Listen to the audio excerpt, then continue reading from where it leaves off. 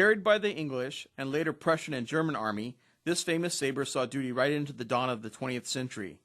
Its strongly curved blade is modeled after the Indian tulwar and is quite broad with a single wide fuller and a razor-sharp hatchet point. Its grip is made of wood covered with leather and features a stirrup hilt with a single knuckle bow to protect the hand. We offer it with a wood scabbard covered in leather to reduce weight, or with the traditional polished steel scabbard. But no matter which version you pick, you're sure to own one of, if not the best cutting weapons ever devised.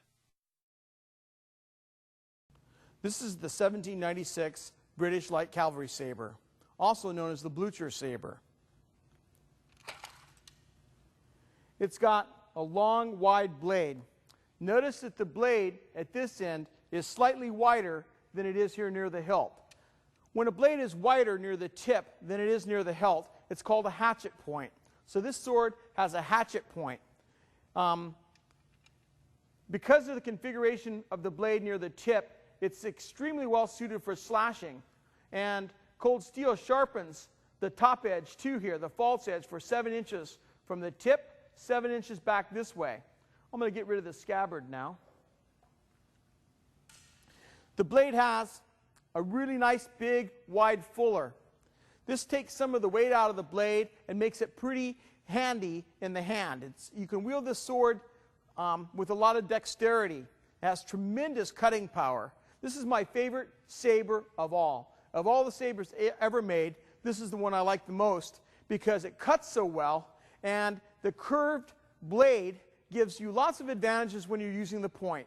Very few people understand that a curved blade thrusts just as well as a straight blade. Let me demonstrate.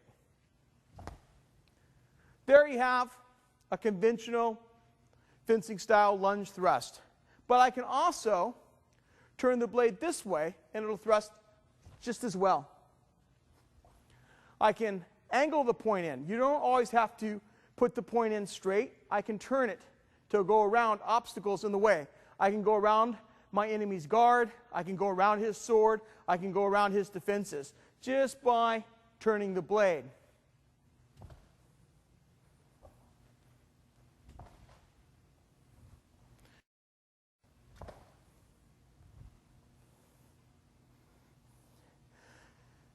The long suit, though, of the 1796 Light Cavalry Saber is its cutting power. This is what I mean.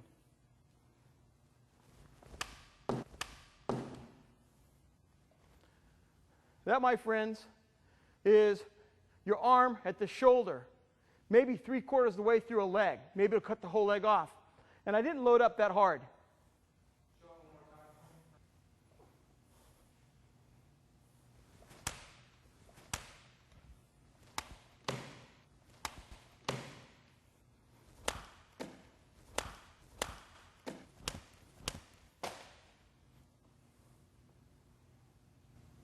As I mentioned earlier, one of the things I really like about this 1796 Light Cavalry Saber is the blade. I've got the top edge sharpened right here. And I'm going to show you how you can use this. Sometimes as you're cutting, you'll miss and you'll come back like that. And you can make a really nice little cut with that top edge. Just like that. That will lay your face wide open. You won't know your name if you get hit with the back of the blade like that. It's frightfully effective.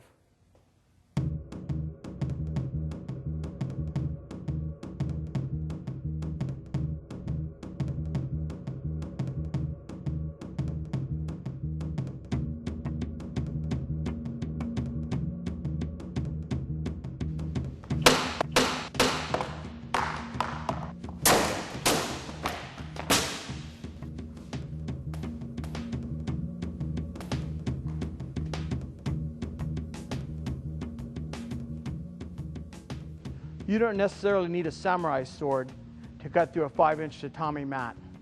If you know how to use a saber and you have a good sharp saber, it can cut with the best of them.